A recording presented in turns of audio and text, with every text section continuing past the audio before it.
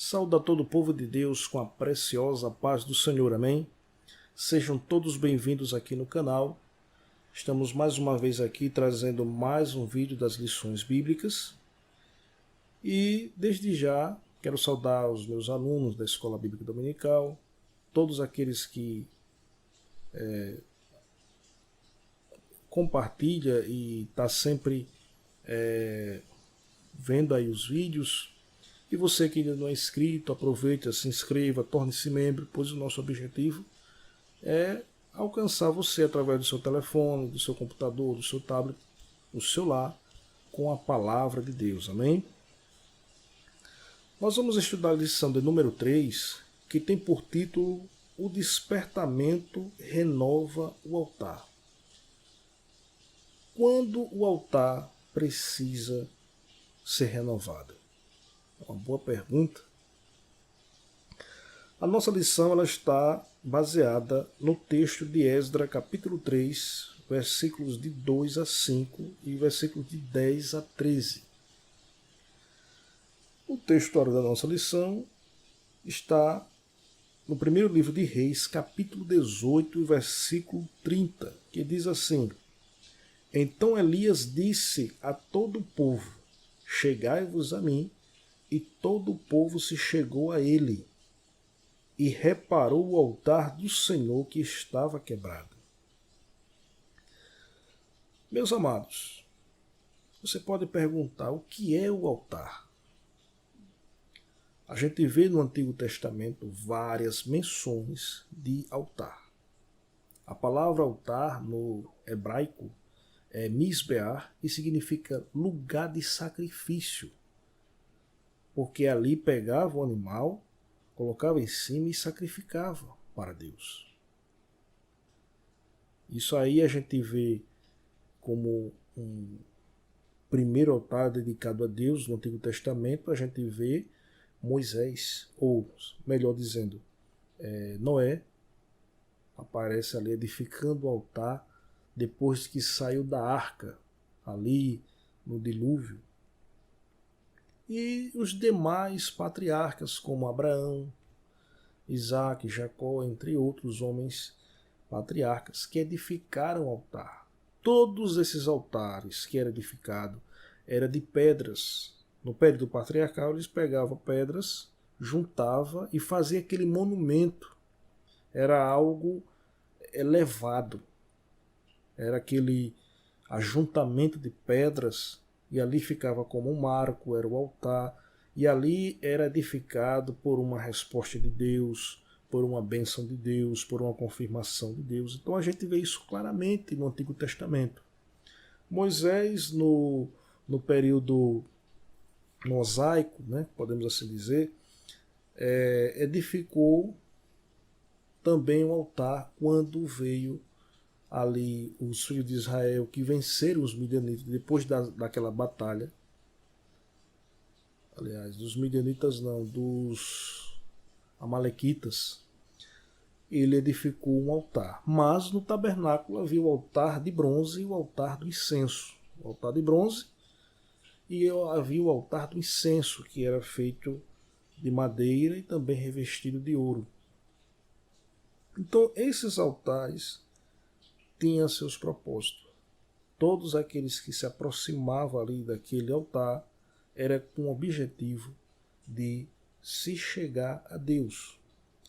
E a nossa lição fala de despertamento. A gente sabe que despertamento é algo que é promovido por Deus. É Deus que desperta. O despertamento espiritual não é uma inovação da parte do homem, mas é Deus que ali promove o despertamento para que o seu povo seja alcançado, influenciado para seu propósito. E o motivo de renovar o altar é quando ele está quebrado. A gente vê aqui no caso de Elias. O altar estava precisando ser reparado, porque estava quebrado. O altar era dedicado a quem? Ao Senhor, mas o povo naquele contexto estava servindo a Baal. Então, o altar estava quebrado porque não estavam servindo ao Deus verdadeiro. Então, o textuário deixa isso aqui bem claro quando nós precisamos renovar o nosso altar. A gente precisa observar se ele precisa de reparo, se ele está quebrado. Deus é Deus no seu altar, ou Baal, ou outro ídolo. Precisamos observar isso. A verdade prática diz o seguinte: Satanás jamais derrotará o crente cujo altar é constantemente renovado pelo Espírito. Então é o Espírito Santo que garante ali que o altar da nossa vida, dedicado para Deus, seja algo sempre renovado. Não é por espontaneidade nossa. Tem que ter um mover de Deus, tem que ser o Espírito Santo ali para que esse altar seja constantemente renovado. No primeiro tópico, a lição fala que o despertamento conduz o homem ao altar. O contexto da passagem da leitura bíblica em classe, a partir do versículo 2 e 3, diz o seguinte: E levantou-se Jesua, filho de Josadaque, e seus irmãos, os sacerdotes, Zorobabel, filho de Sealtiel, e seus irmãos, e edificaram o altar do Deus de Israel, para oferecerem sobre ele holocaustos, como está escrito na lei de Moisés, o homem de Deus.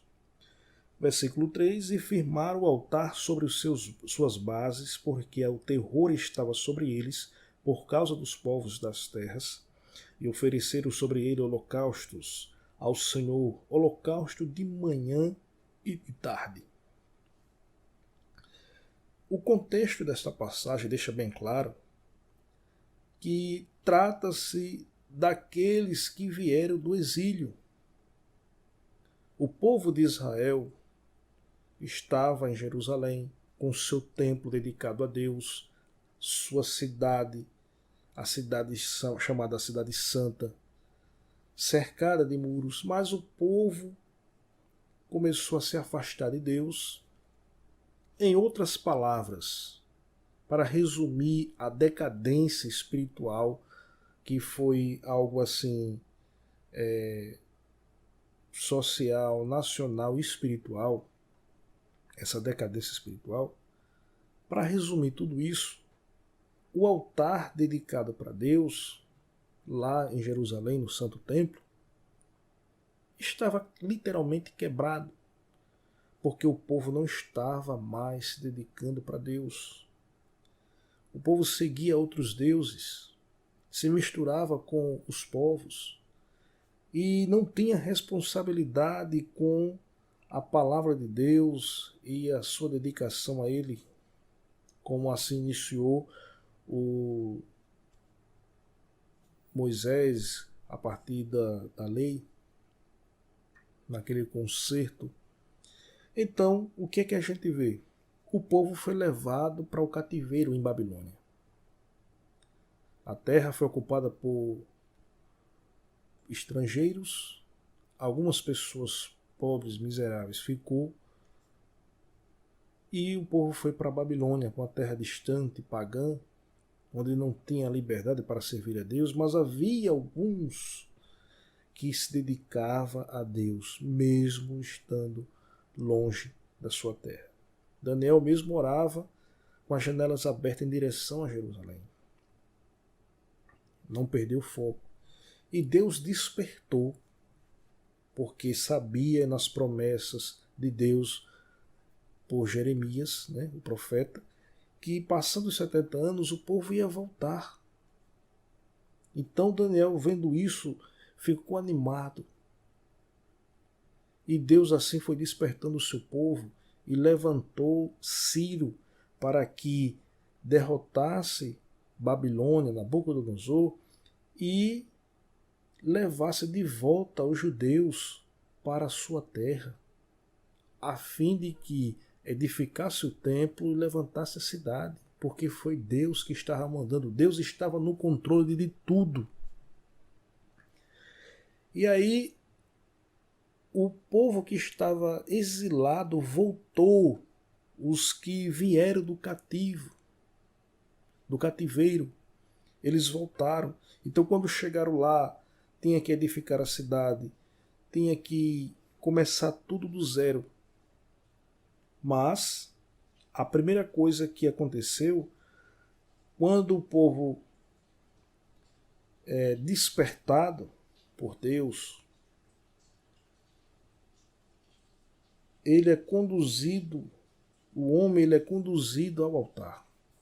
Então a primeira coisa que foi feita ali em Jerusalém, que estava todo o povo que vieram de Babilônia, os filhos de Israel, voltaram para a sua terra, eles edificaram um altar ao Senhor e ofereceram sacrifícios de manhã e à tarde.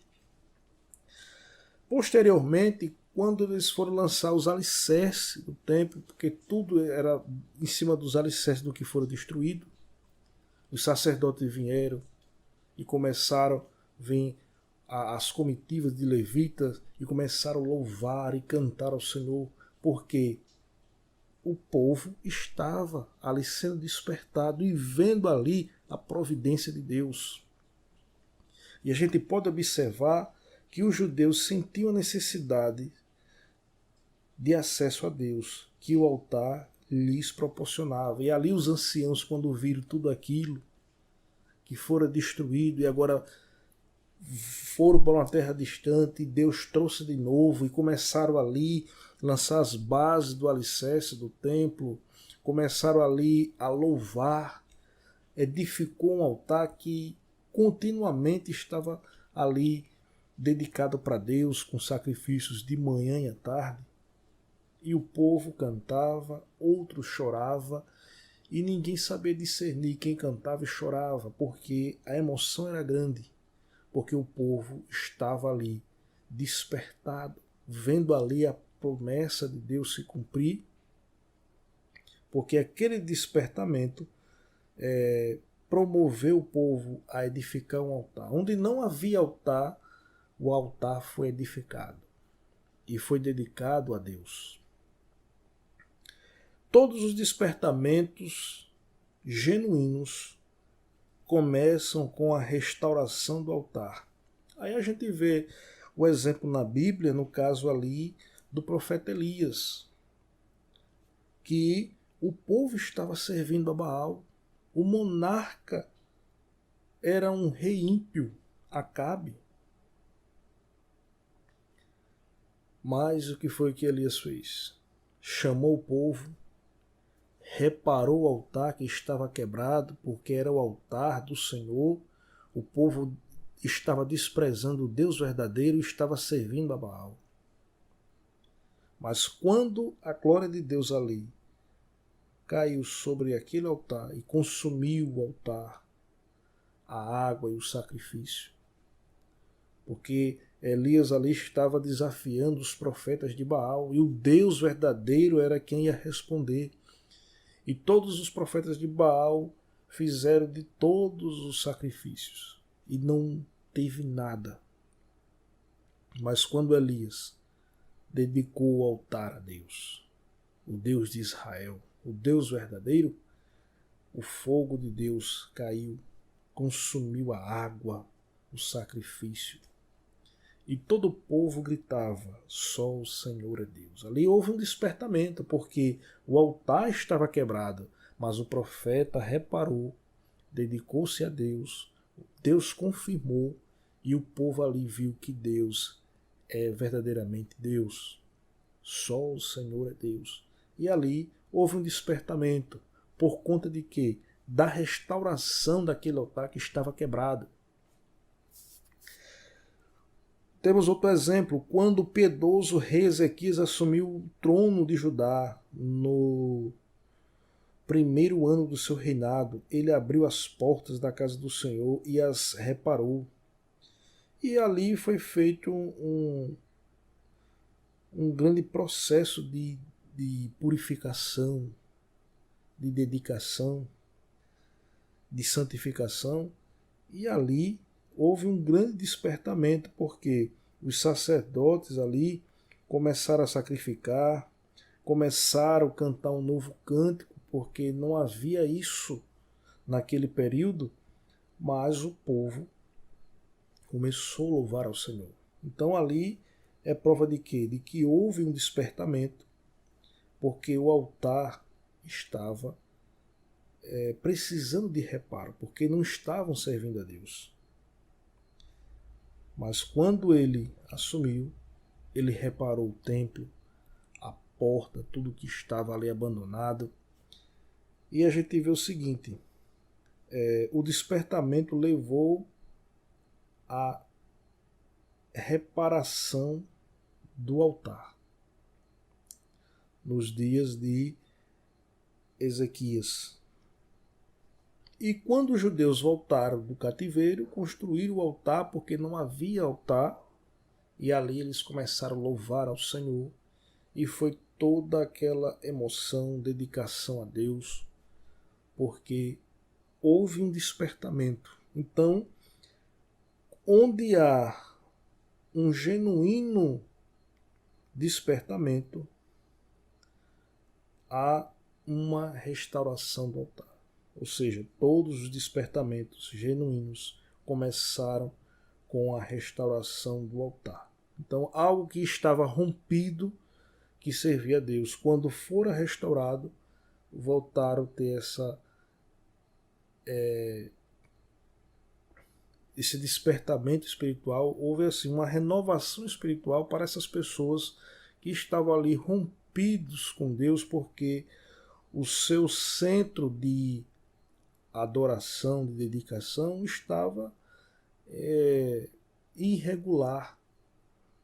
Nós não podemos servir a Deus de qualquer maneira. Temos que servir a Deus com santificação, com dedicação, com sacrifício. Então, tudo isso foi válido para o povo de Deus. Quando a gente chega no Novo Testamento, a gente vê aqui Cristo o centro da nossa comunhão com Deus. Por quê? No Antigo Testamento, o altar era o ponto central do culto a Deus. O altar era o centro ali. Tudo que oferecia a Deus, se aproximar de Deus, tinha que ter um altar no meio. No Novo Testamento, o sacrifício de Jesus no Gólgota é o grande acontecimento para o qual o altar apontava profeticamente. Paulo escreveu à igreja em Corinto: primeiramente vos entreguei o que também recebi, que Cristo morreu por nossos pecados, segundo as Escrituras. Em Cristo, nós alcançamos a redenção. Claro que toda essa obra redentora de Cristo tem a participação da Santíssima Trindade. O Pai garantiu a nossa redenção, enviou o seu Filho. O Filho entregou a si mesmo como sacrifício, dedicou a sua vida para salvar a humanidade. O Espírito Santo ajudou para que Jesus, como Verbo encarnado, fosse vitorioso em todo o seu ministério. Por isso que a Bíblia deixa bem claro, conforme Hebreus 9,14,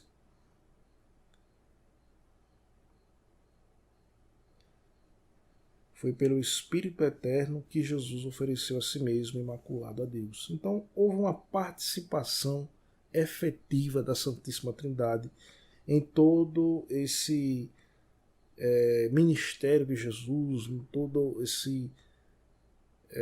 essa obra que diz respeito à nossa redenção.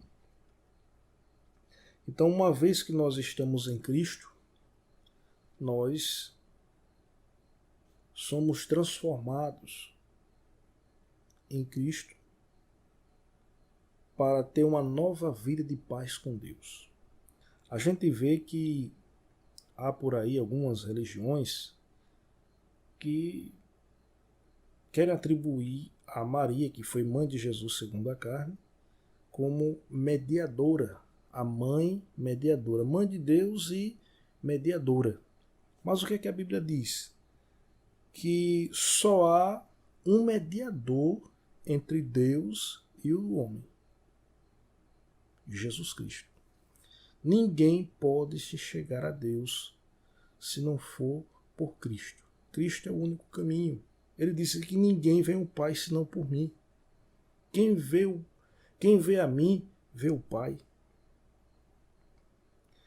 Então Jesus, ele é o centro da nossa comunhão com Deus.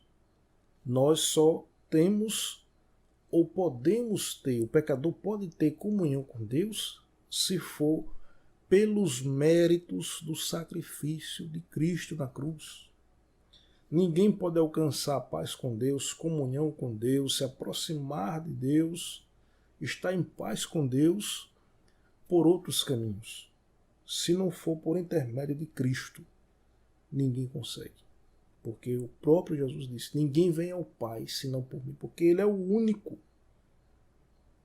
que entregou a sua vida.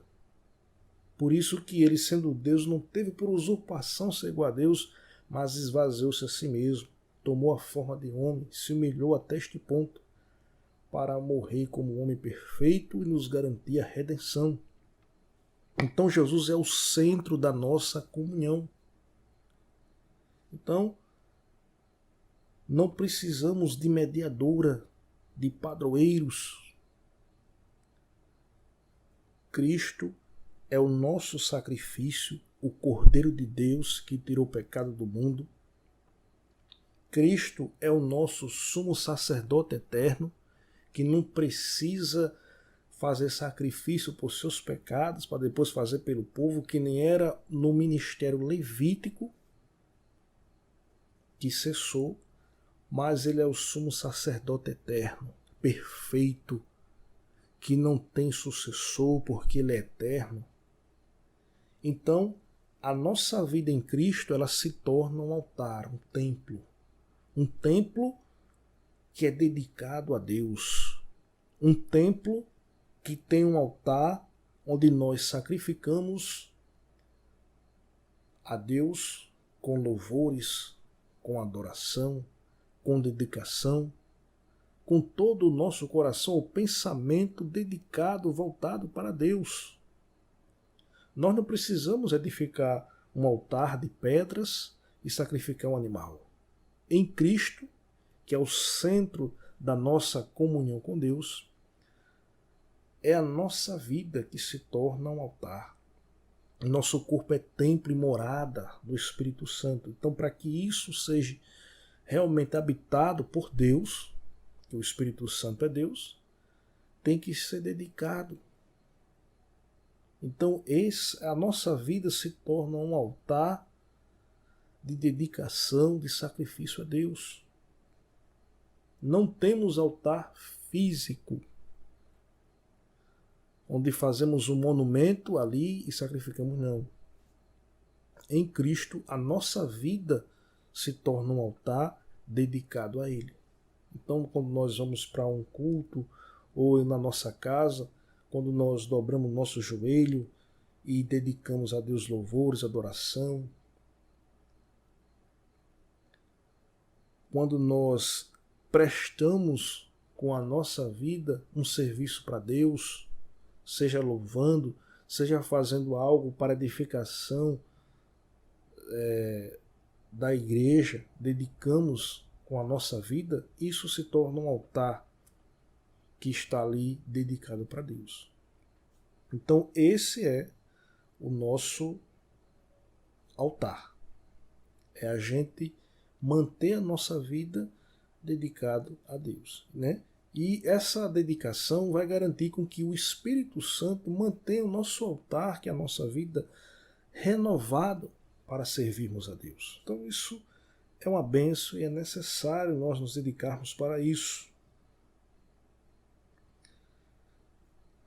E por fim aqui no terceiro tópico temos aqui o cuidado com as imitações. Que imitações são essas?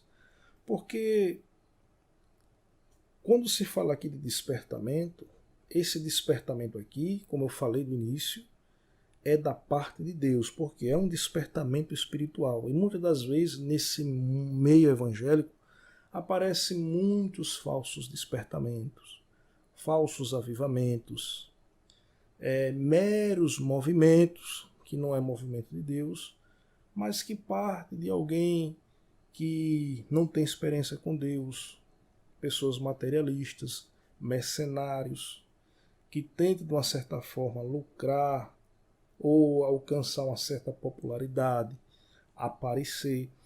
São pessoas que às vezes chegam até numa liderança, numa direção de uma congregação, não por uma chamada, não por ter uma vocação ou uma vida que se dedicou como obreiro, não. Está ali por bajulação ou por algum negocinho político. E às vezes a gente vê aparecer certos movimentos que não têm embasamento bíblico. Então a gente tem que tomar cuidado com essas imitações, porque a gente vê pessoas que muitas das vezes não dá importância à palavra de Deus, ao ensino, ao estudo de doutrina, e acaba sendo levada fácil por esses movimentos que aparecem na internet, em algumas igrejas, e alguém acha bonito e quer trazer para dentro. Então isso é lamentável, né? Porque a gente tem que tomar cuidado com as imitações, provar se os Espíritos são de Deus, ver o fruto daquilo, porque uma árvore boa ela não pode dar maus frutos. E às vezes as pessoas não observam isso. Quem está promovendo aquilo produz maus frutos. E às vezes alguém não vê aquilo, mas é um movimento de Deus. Não, é uma invencionice. O comentarista aqui nos orienta a tomarmos cuidado com essas imitações de despertamento, de movimento, de avivamento, porque os genuínos avivamentos, despertamento, todo partiram com o despertamento da palavra de Deus, voltar-se para Deus, a oração, a palavra, a dedicação a Deus.